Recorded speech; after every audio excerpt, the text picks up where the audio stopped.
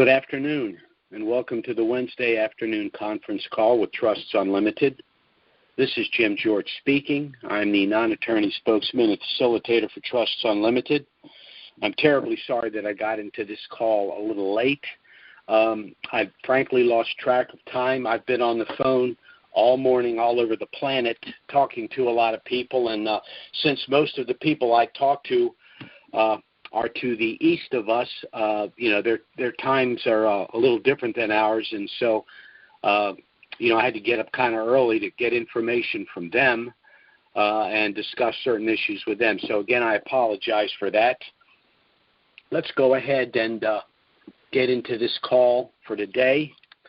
We're not going to have a complete call today for a couple of reasons. One of them is that, as I said, I've been on calls and I'm going to have to jump off, and calls are going nonstop. And of course, I want to get in on as many as I can, share what information I have, and glean from these individuals whatever information they have as well. So I'm a little harried here with the information I want to provide for you. I like to usually sit down and collate all this information, but I'm sitting here with a lot of scribbled notes. And I'm going to try to put this stuff together and share with you the information that I think is most important. First, I wanted to mention that we still, I do not believe, have resolved everything that we need to resolve with YouTube as yet. So I'm going to give you a couple of options with regard to listening to our replays. The first is a series of numbers that you can call. First, you would call 206-451-6012. You would then give them 605-313-5163. And then, of course, you would use our access code, which is 739-394#. Now, I'm not sure that that's going to work as yet.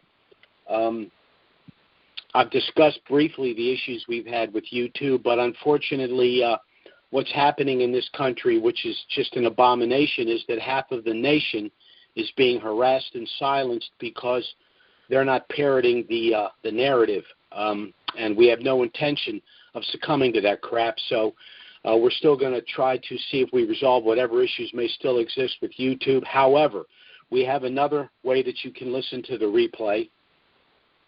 You would go to our website, which is trusts with an S, unlimitedllc.com. You would then click the quote-unquote Learn More box. You would then click the Conference Calls box, and then you would simply select the date that you want to listen. My understanding is that they put all of our past calls up on our website, and the two calls that individuals should listen to if they want more specific information about our turnkey pre- and post-RV program are our calls of June 6th and our call of September 22nd. Today we're going to deal just with the information that we've gleaned with regard to where we are with the reinstatement and revaluation of the Iraqi Dinar, which again we consider be the base currency for the potential reset of these other currencies. First, by way of disclaimer, Trusts Unlimited is not the purveyor of the dinar and these other currencies. We're not advocating either the sale or purchase of these currencies, but as rather substantial currency holders ourselves, we're sharing with you the information we deem to be relevant. And then, of course, the most relevant piece of information would be the potential window for the reinstatement of the dinar. We continue to believe that the reinstatement of the dinar could literally happen at any time. Now, that doesn't mean, and those of us that have been in this game for a while know that things happen very unorthodoxly in Iraq. But things are really moving in the right direction, and I think the election that just took place, and it's not that the election needed to happen for the reinstitution, but I think that the election results have reinforced the reinstatement as something that could happen quickly. Now let's talk a little bit about the elections. Now, of course, the largest bloc to win in the Parliament was the Sadrists, and that's the bloc that's moving toward the reforms necessary for the reinstatement of the currency. Now, as suspected, the more radical Shia blocs are objecting, saying that there was malfeasance in the election. You know, it's like the United States and Iraq are on a dual track here. They are in the process of recounting the ballots to confirm the vote. However, there is a distinction between a simple recount, which is what's happening, or an audit where they are actually inspecting the individual ballots. So I don't think that the concerns of the Shia have any merit, and I think that the final result will be as initially stated, which is we do know that the Sadrists have the majority of the seats in the Parliament. Now, that's important for a number of reasons, and the Sadrists have already made some public statements. One is they're strongly suggesting that Kazemi, or certainly someone of his ilk, will be the prime minister. They're also affirming their intention to see full implementation of the white papers, which, of course, Kazemi has made a number of public statements saying he is in complete agreement with that. But they also said they intend to see the change in the exchange rate for the IQD gradually. Now, in my view, what that means is they're going to go to a float, which, as far as I'm concerned, is the same thing as just saying we're going to reinstitute and revalue at a Basel III compliant rate. So let's assume that the dinar reinstitutes, say, at a 1-to-1. Even if it revalues at a 1-to-1, you know it's going to rise quickly north of $3 because in order to be Basel III compliant, that's where they need to be. It could even come out immediately at north of $3. If it comes out at 1-to-1 and moves quickly to $3, we could also see over the next couple of weeks it moved to north of $4, maybe even approaching $5. And October would be the absolute sweet spot for a reinstitution and revaluation for reasons that I've stated ad nauseum. First, that means that no taxes would be due until January 15th of next year, which would give us time to compel the IRS and the Treasury Department to confirm the tax status pursuant to Sections 980.82 of the Internal Revenue Code and 643B of the Internal Revenue Code. Second, even if it were come out of the float and drag slowly, certainly 3 months would be more than sufficient time to see the Iraqi dinar hit a Basel III compliant approximately $3.50 against a dinar or even higher. Lastly, the AMF, the Arab Monetary Fund, has announced that they will launch the BUNA platform, which is the regional system for balance of payments for a handful of Middle Eastern nations in order to clear and for accounting of multiple currency transactions. Now, they haven't done it up to this point because currencies have been undervalued or, in the case of Iraq, have been in a program rate. But now we're looking at the possibility of the imminent reinstitution and revaluation of the Iraqi dinar. There's also more talk now about the dong going very closely, if not simultaneously, with the dinar. We're also seeing that the Iranian rial and the Jordanian dinar they're not revaluing per se, but there's going to be a stepped-up rate in their value as well. So obviously, the Arab Monetary Fund wants to make sure that the BUNA platform payment system is up and running, because once these currencies are adjusted, then inter-country trade is going to increase substantially. So all of this is very good news. And hopefully we will see a reinstitution of the dinar early in this quarter, again, so we can ensure that we can resolve any tax issues and allow the currency, if it comes out of the float, to appreciate prior to our going to the bank to do our exchanges. That's basically the information that I wanted to provide for today. Again, we're not going to be doing the full call. I'm getting right back on the horn to talk to some people. please go to our call of June 2nd or September 22nd if you want to get a detailed explanation of the program we put into place. However, there are 2 points I want to touch on before we sign off today. The first has to do with our trust package. Now, up until the last few months, we've been marketing this trust package for over a decade, asserting that it provides the privacy you're going to need and want, it provides the asset protection you're going to need and want, and it may even provide the tax deferral that you're going to need and want.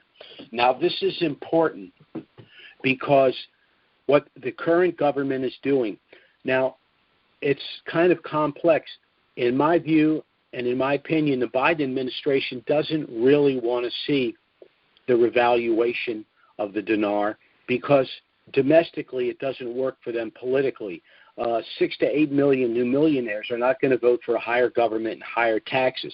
On the other hand, the Biden administration, these people are globalists, and so they are beholden to the international concerns more so than the domestic concerns, and I think that's a legitimate statement to make just looking at what's transpired over the last 8 months.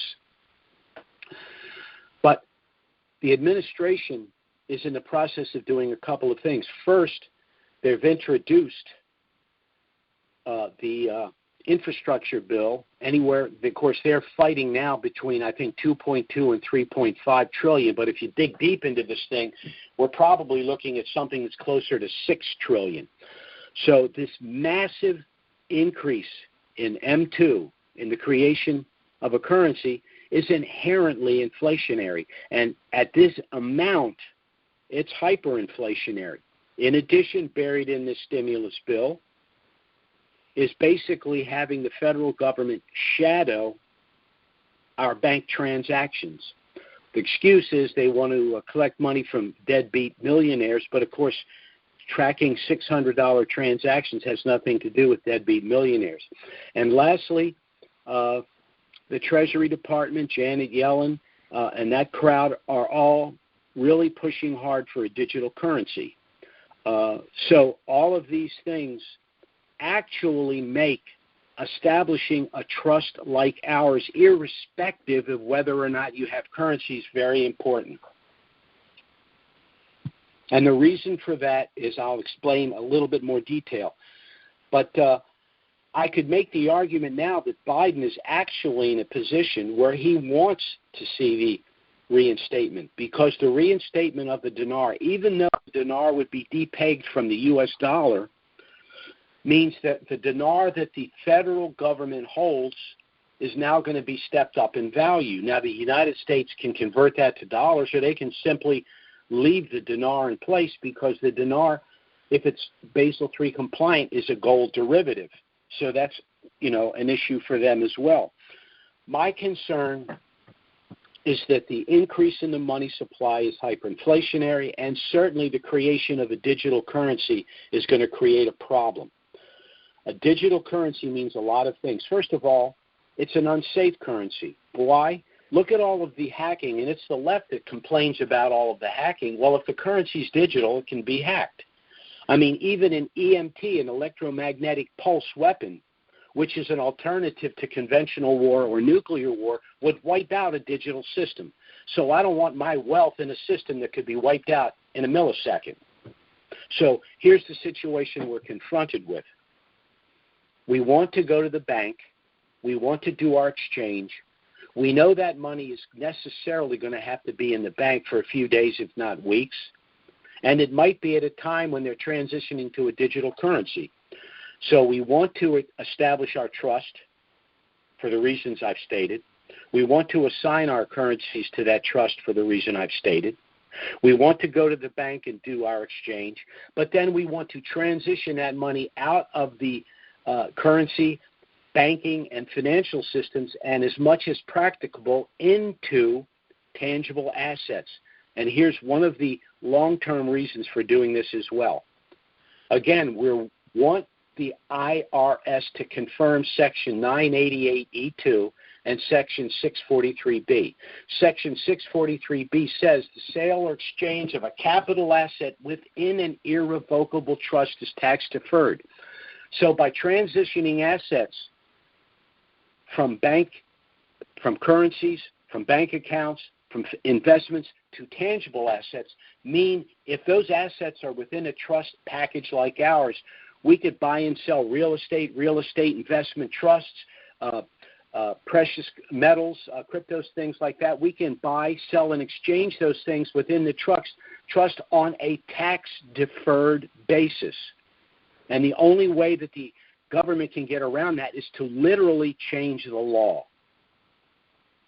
So very quickly to summarize everything, all of the information I've got says we're moving inextricably in the direction of the reinstatement and revaluation of the dinar, that it looks as though other currencies may be following suit in the not-too-distant future, and that by establishing a trust and by transferring assets from financial to tangible assets, you not only will be taking money out of the control of the federal government, the central banking system, but if this is done within our trust, you'll be able to do it on a tax-preferred basis. So this is all very good news. Again, I apologize for getting into the call late. I've done this call for going on 11 years, and I think this is only the second time I got in late. And it was because I just was getting information that I frankly haven't even yet been able to share all of it, because I jumped right off of the call in order to get onto this call. But again, I appreciate all of you taking the time to listen to this call.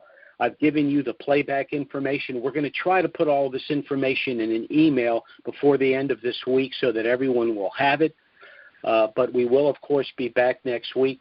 Certainly, if something of a dramatic nature were to happen between now and then, and that's entirely possible, we'll try to get out another emergency email and schedule an emergency conference call. But failing that, we will be back next Wednesday, hopefully on time. Again, I apologize. Noon Eastern, 9 a.m. Pacific. Thanks for listening, everyone, and let's hope we all have a great week. God bless.